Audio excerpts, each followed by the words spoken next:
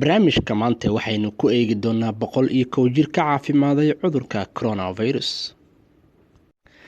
tan iyo markii uu soo ifbaxay xanuunka covid-19 ee faraha ba'an ku haya dalalka caalamka, dhaqaatiirta iyo saynis yahanada waxa ay xusayaan isla markaana ay sheegayaan dadka da'da ah inay u nugul yihiin xanuunkaasi. haddaba nin u dhashay dalka Talyaaniga oo da'diisu tahay 101 jir ayaa noqonaya ninkii ugu da'da weynaa oo ka caafimaada cudurka coronavirus.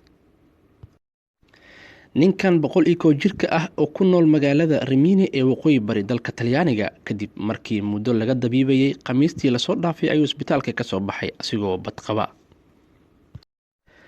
runtii waa arrin aan la aamini karin odaygan da'da ah inuu caafimaadana rajo aad u weyn nagu abuuraysa. Mr. B isaga oo caafimaadkiisu taam yahay ayuu dib ugu laabtay gurigiisa.